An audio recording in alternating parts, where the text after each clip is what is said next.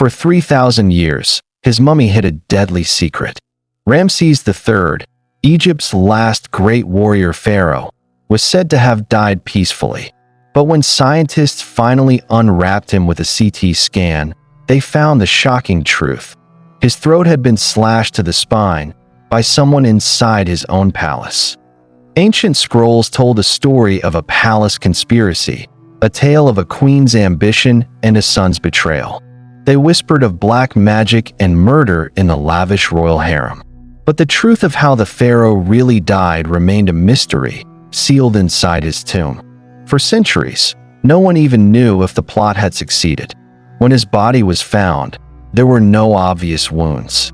Until now, a recent CT scan finally peeled back the layers of linen and time, revealing the gruesome truth hidden beneath his wrappings, a fatal slash across the throat that screams royal murder. So, to understand just how shocking this murder was, you have to understand the man. Ramses III wasn't just any king. He was a titan, ruling Egypt from around 1186 to 1155 BCE. He took the throne during a period of absolute chaos, an era we now call the Late Bronze Age collapse.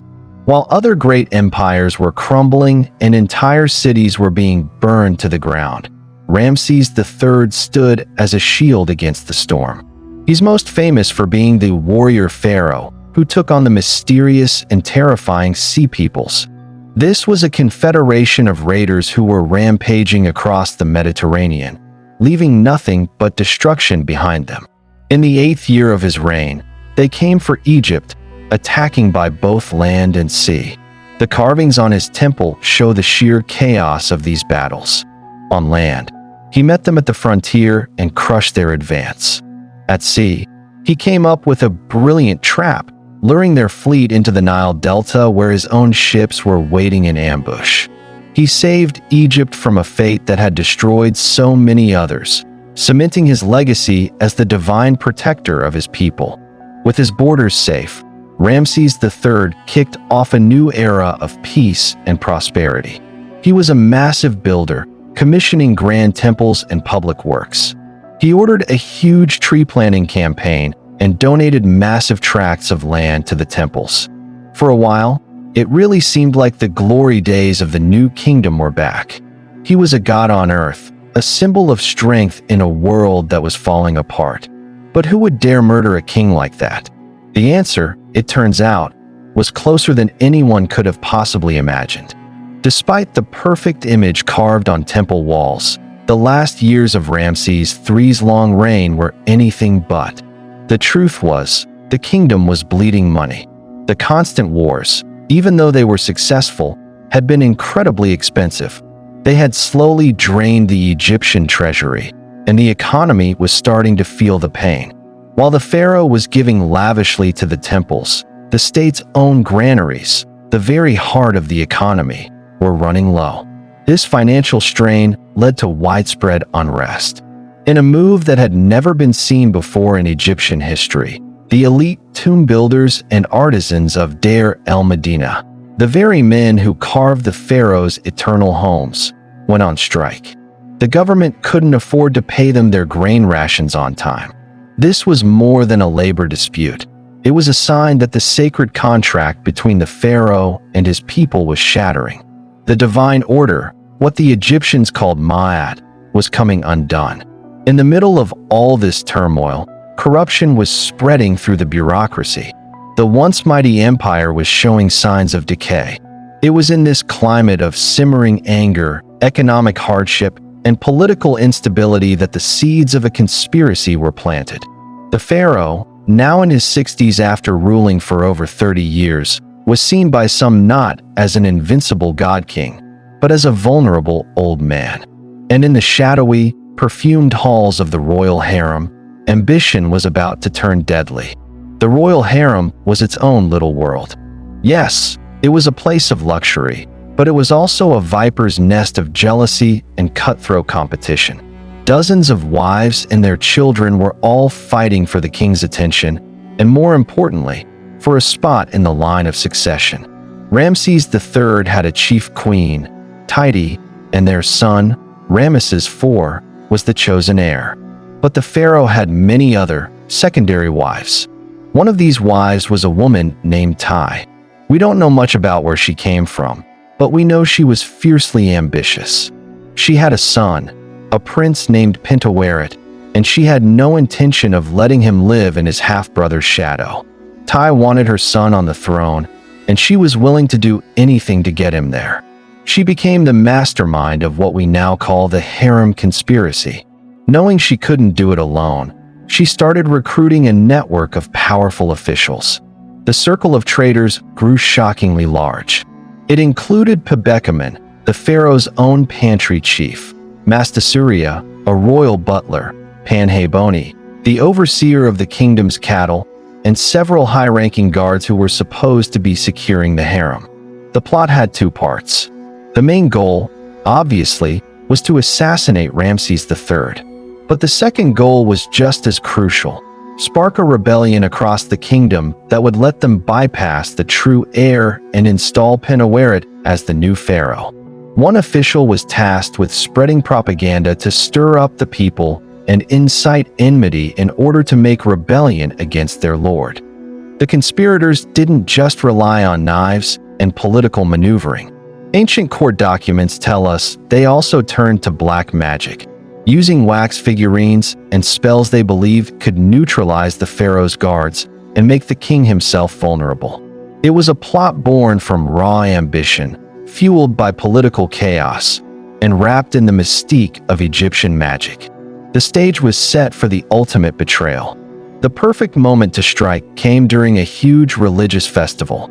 The beautiful Festival of the Valley was a joyous time in Thebes, when the lines between the world of the living and the world of the gods were thought to be at their thinnest.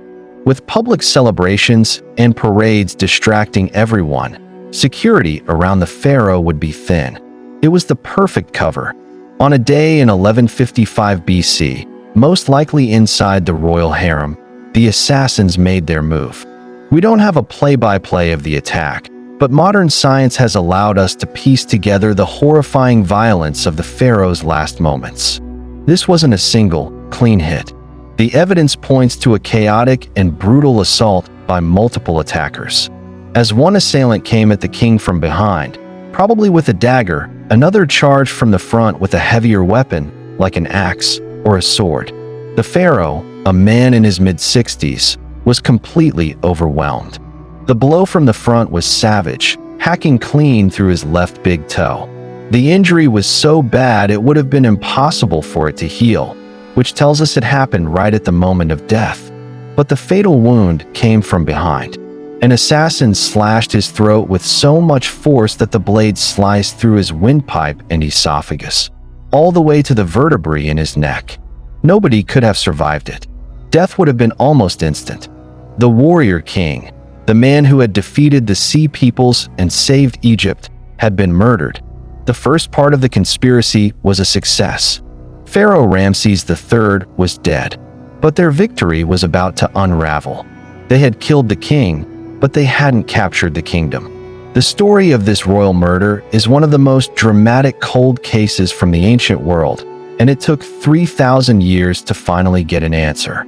If you're finding this investigation as fascinating as I do, make sure to hit that subscribe button and ring the notification bell so you don't miss our future deep dives into history's greatest mysteries. And let me know in the comments, what part of this ancient conspiracy shocks you the most? Although the conspirators managed to kill the king, their master plan failed spectacularly. The coup to put Prince Pentaweret on the throne was stopped dead in its tracks. It seems loyal members of the court acted fast to secure the throne for the rightful heir, who was quickly crowned Pharaoh Ramses IV. One of Ramses IV's first acts as the new king was to bring his father's murderers to justice. He put together a special court of 12 high-ranking judges to try the traitors. The records of this ancient court case have miraculously survived on a document we now call the Judicial Papyrus of Turin. This papyrus is one of the most incredible artifacts from ancient Egypt. It's not just a list of names, it's a direct look into ancient justice. It details the accused, their crimes, and their sentences. What's really fascinating is how it's written. It opens in the name of the dead king, Ramses III, as if he himself were overseeing the trial from the afterlife. It begins, King Miriamon, son of Ramesses said. This was a powerful message. Even in death, the pharaoh's divine order would be upheld. The papyrus lays out 3 separate trials. The court methodically worked its way down the list of conspirators, from the ringleaders to those who had simply heard the treasonous talk and failed to report it. The document is chillingly bureaucratic. The accused are often stripped of their real names and given horrible new ones like Mesetsure, which means hates him, a mark of eternal damnation. Thanks to this incredible document, we don't have to guess who was involved. We have their names, their roles, and a detailed account of their fates. The court's justice was swift and brutal. Out of the dozens put on trial, 38 people were found guilty and sentenced to die. The punishments weren't just about ending a life. They were designed to ensure eternal damnation. For many of the lower-ranking plotters, the sentence was death by burning. In ancient Egyptian belief, this was a terrifying end, as it completely destroyed the body, making it impossible for the soul to journey into the afterlife. For the high-ranking officials, the sentence was different. 10 conspirators, including the ambitious Prince Pentaweret, were found guilty but were left where they were, which meant they were forced to take their own lives, likely by poison. This was seen as a less dishonorable death, reserved for the nobility. Pentaweret, the young man whose mother had started this whole bloody mess to make him a king, was dead. Even some of the judges didn't get away clean. During the trials, it came out that 2 of the 12 judges had been cavorting with the accused women from the harem. For this corruption, their noses and ears were cut off. The fate of Queen Tiye, the mastermind, isn't explicitly written down, but she vanishes from all historical records after the trial. It's almost certain she was also executed or forced to commit suicide. For her and her son, the punishment went beyond death. Their tombs were likely destroyed and their names were chiseled off monuments, a deliberate effort to erase them from history and deny them any chance at immortality. For years, archaeologists have believed that a specific mummy, known as Unknown Man E, or the Screaming Mummy, is actually Prince Pentaweret. The man was buried in disgrace, wrapped in a ritually impure sheepskin instead of fine linen, and his body wasn't properly mummified. His face is locked in an eternal scream. DNA analysis has since confirmed a father-son relationship with Ramses III. The marks on his neck are consistent with death by hanging or strangulation, a grim, physical reminder of his failed ambition. While the judicial papyrus of Turin told us the who and the why, a huge piece of the puzzle was still missing for over 3 millennia: the how.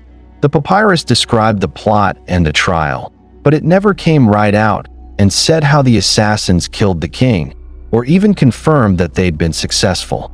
For a long time, scholars suspected Ramses III had been murdered, but they had no real proof. The problem was the mummy itself. When it was rediscovered in the 19th century, it offered no obvious clues. For decades, even early X-rays of the pharaoh's body showed no clear wounds. It was a true historical cold case. Did the assassins actually kill him? Or did the king survive the attack, only to die from his injuries later? The mystery only deepened when you looked at what the ancient embalmers had done. They had wrapped the pharaoh's neck in incredibly thick layers of linen bandages. Was this just normal procedure, or were they deliberately hiding something? Were they trying to cover up a terrible secret to preserve the image of their invincible king, to make sure he appeared perfect for his journey to the afterlife? They had even given him a kind of ancient cosmetic surgery, putting packing material under his skin to make his face look more lifelike. For centuries, that's where the investigation stalled. The scrolls told a story of treason, but the victim's body was silent. The world knew there was a plot, but the final, damning piece of physical evidence was missing. It would take a revolution in technology to finally make the mummy talk. The breakthrough finally came in 2012.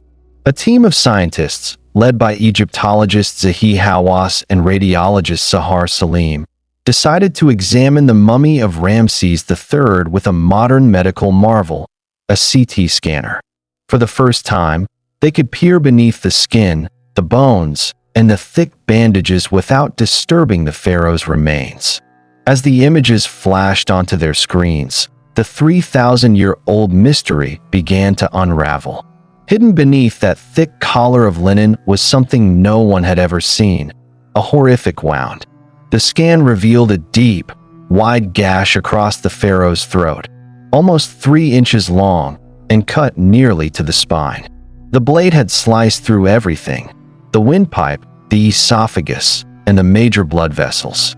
The forensic experts were unanimous. The wound was instantly fatal. This was the smoking gun. The conspiracy hadn't been stopped. It had succeeded in the most brutal way possible.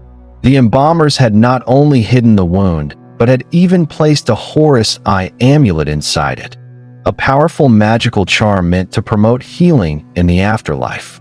They were trying to magically fix the damage, to make their king whole again for eternity. And the CT scan revealed more. Looking at the pharaoh's foot, they confirmed the other major injury, the severed big toe. The shape of the bones suggested it was caused by a completely different weapon, something heavy like an axe. This backed up the theory of multiple attackers striking from different directions at the same time. The great warrior pharaoh had been ambushed and overwhelmed in his own palace. After 3 millennia of silence, science had found the irrefutable proof. This wasn't death by natural causes.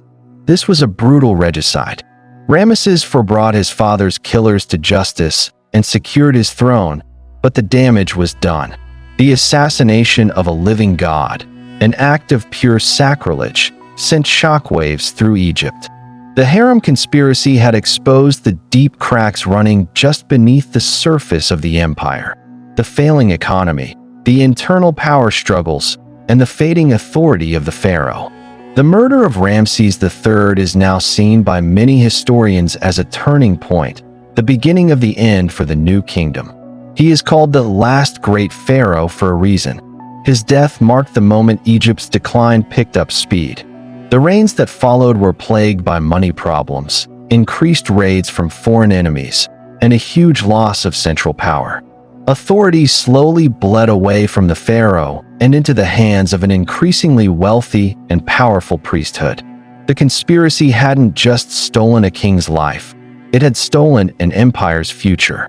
The stability Ramses III had fought so hard to win on the battlefield was shattered from within by his own family. The golden age he had overseen gave way to a long period of decay. The new kingdom, the era of legends like Tutankhamun and Ramesses the Great, was drawing to a close, its final chapter written in the blood of its last great warrior. The story of Ramses III is a timeless tragedy. It's a tale of a king who saved his people from outsiders, only to be brought down by those in the one place he should have been safe, his own home. For thousands of years, the full story was lost, split between an ancient court document and the silent, bandaged body of the king himself. The judicial papyrus of Turin gave us the plot, the jealous wife, the ambitious son, and the web of traitors who dared to kill a god. But it was the cold, precise eye of a CT scanner that gave us the final, gruesome chapter. It found the hidden wound, confirmed the violent murder, and solved a 3,000-year-old cold case. It's a powerful reminder that the past isn't really past. It sleeps in tombs and lies hidden in ancient texts, just waiting for new tools to unlock its darkest secrets. The case of Ramses III is finally closed, a chilling story of royal intrigue brought back to life, proving that even after 3 millennia, the truth will eventually find a way out.